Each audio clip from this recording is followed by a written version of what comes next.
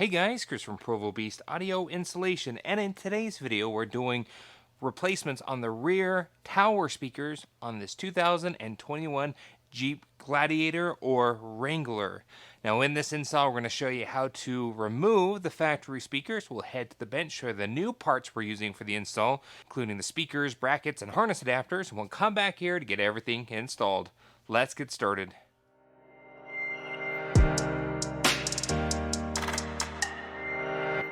Before we jump into things, a couple of notes to consider.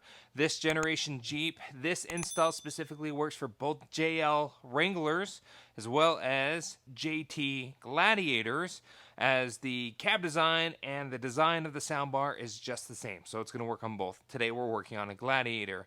Secondly, the type of modifications we're doing today are irreversible.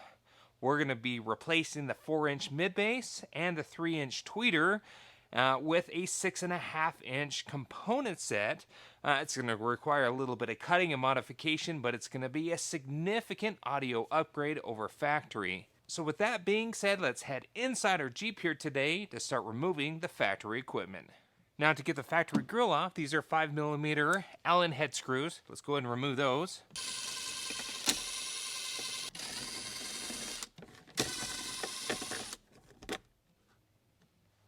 Now here is our 4-inch mid-bass. There's not a lot of great 4-inch mid-basses on the market, especially that's a 3-hole design. So that's why we're kind of going with the bigger upgrade we are within this install, just to give us a little bit more performance out of this pod itself. Now before we pull the speakers, let's pull the port that's within the sealed enclosure. They are T30 Torx screws.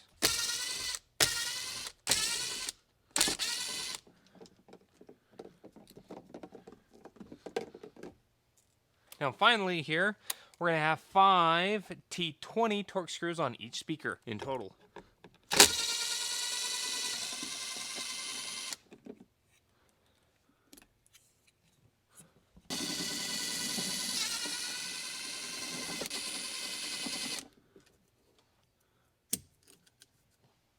With those speakers now removed at this time, let's head to the bench to show you the parts that we're going to need for our install. Okay, so we're at the bench now. The parts that we're using in today's install, first and foremost, is the speakers that we've chosen to go with. Now the kit that allows us to install speakers work with both a 6 and a 6.5 or 6 3/4 inch.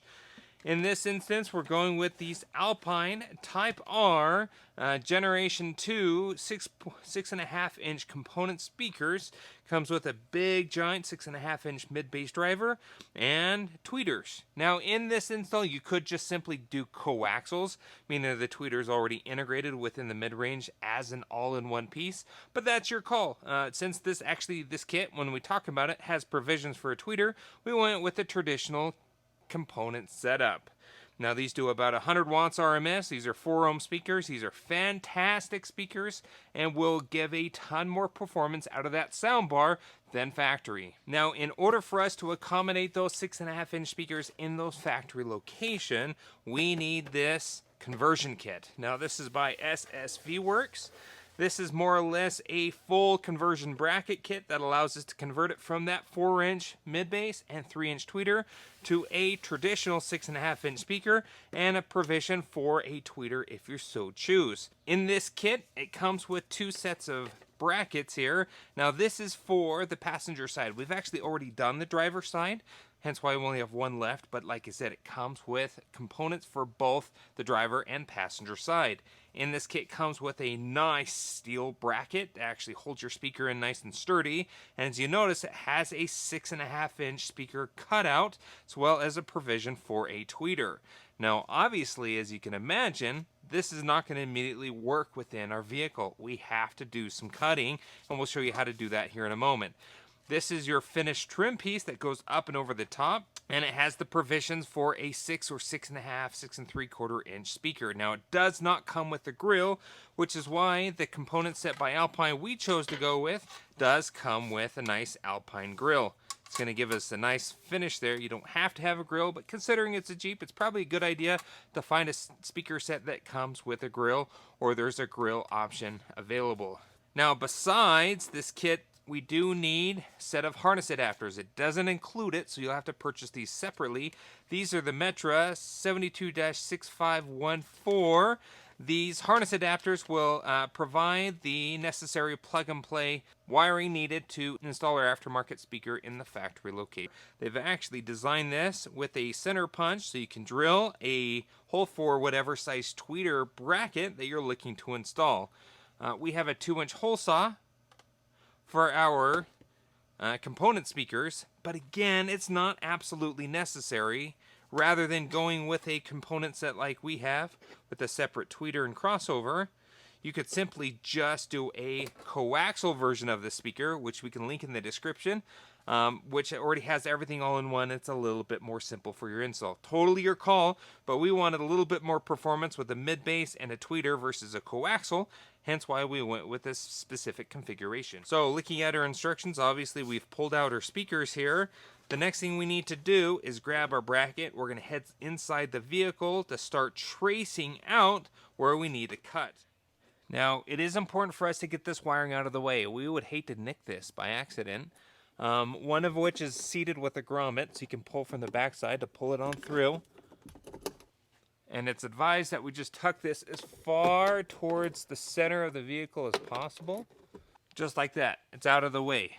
Next here, what we're going to do is grab our bracket, the foam side up.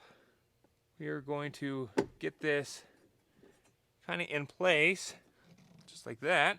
We're going to trace out everywhere that we need to cut. All right, following the instructions, we've traced our lines where we need to cut. Now, we don't want to cut too deep because you could cut totally through the back side of your speaker pod, and we don't want to do that at all because we want to keep this sealed for a nice clean mid bass, or else we're going to have air leaks.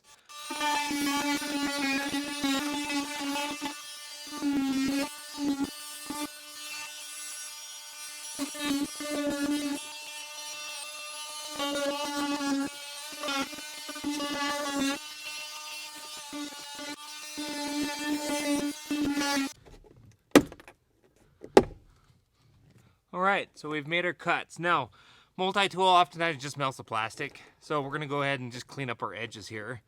So depending on what you want to use to cut, just be aware it may just kind of more so melt everything. But we're going to clean up our cuts here. We didn't nick or damage any wiring or go too far, so we are good to go there. We just took our time. Let's clean everything out, and then we're going to grab our short screws that are included with our kit and mount the steel plate in this location.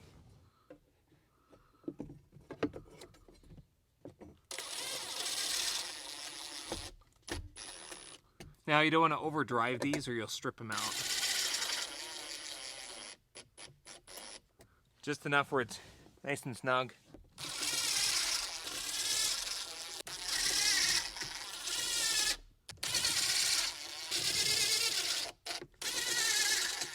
So we got all that in.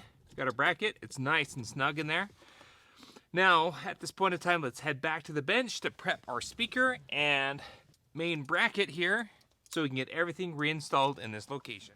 All right, so here's our bracket here. And depending how you want to orient your speaker, whether you have the logo up or down, that's up to you. But this faces towards the center. Now, using the long screws provided, you're going to have 8 of them, 1 for each side. Pre-thread them all in here. Now, you don't want to accidentally put your drill bit through your speaker, so be very careful here.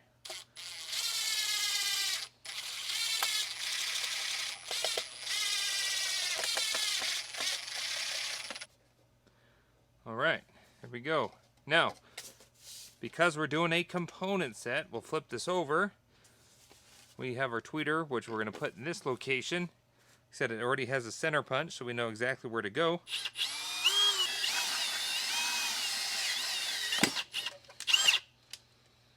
Just like that. For our tweeter, nice and snug. And with this specific tweeter, it comes with a backing nut. There we go. Look at that. How nice that looks. Now, wiring wise, there's a couple of things to consider. Depending on your trim, you may have a factory amp, you may not. If you don't have a factory amp, then the base radio is just powering your speakers, and any 4 ohm speaker will do just fine. If you have the factory amplifier and you're keeping the factory amp, the speaker is actually a 2 ohm speaker and the tweeter is a 4 ohm tweeter. So if you're going to keep the factory amplifier, you're going to have to consider doing a 2 ohm speaker instead of a 4 ohm speaker, and we can link a 2 ohm component set in the description for you. In our case, we do technically have the factory amplifier, but we're doing a bigger build here. In other videos, we're actually installing a 4-channel amp, bypassing the factory amplifier, adding subwoofers. We're doing the works here, and so that's not going to matter in our case. The reason why I bring that up as well is your harness adapter. Now, this is the harness adapter we showed you at the beginning. That works for your mid-bass driver. However, our tweeter also had its own harness, and if you need a harness adapter for your tweeter, it's the Metro 72-7902. Those work for your tweeters. But in our case, because we're bypassing the factory amp and we're going to send a full range signal to our tower speaker mid-bass anyways, we can just rob the signal for a tweeter right off the terminals of our mid-bass, as that's the way that this Alpine's been designed. And this harness will power both the mid-bass and the tweeter as well. Now, you don't have to consider cleaning up any of this wiring. This has a crossover just for the tweeter. Our crossover for the mid-bass is already built in. So you could just hook this all up and throw this up in the tower and then call it good. That's up to you. I like to go the extra step, cut out a ton of this wiring. It's just so it's not chilling up in the tower itself. So I'm going to do some tidy here of the wiring, get everything loomed up, and be right back.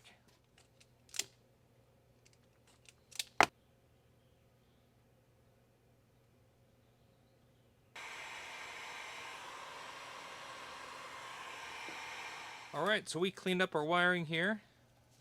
Just really shortened everything up. Tweeter end connects to the tweeter side of our crossover, and our input side goes to our full range input, which we're going to snag off the terminals of our mid-bass here. So we'll just plug these in. Now there's the other 2 sets of terminals here are for this adapter. We're going to quickly add some temperature tested tape on here as well.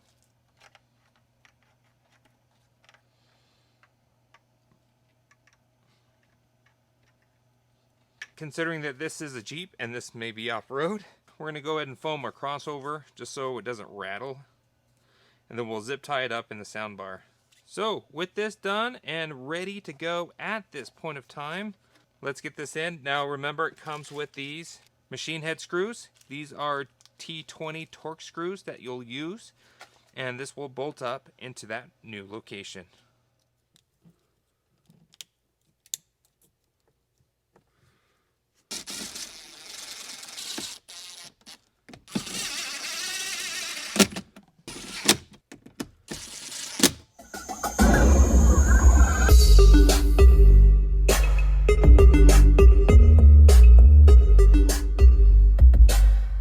That's about it for this video. If you have any questions on what we did here, go ahead and post a comment below. And if you like any of the parts that we used, we'll link those in the description along with any other recommended parts for your install at home. Additionally, we did a ton more on this Jeep. We did a bass amp, 4-channel amp, bypassed the factory audio sound system while keeping the OEM radio, and we added 2 12-inch subwoofers underneath the rear seat. So if you want to see any of that, we'll link those videos down in the description. Thanks again for watching. Be sure to hit the like button if you liked what you saw, and don't forget to subscribe. We post great content on the channel all the time, and we will see you in the next video.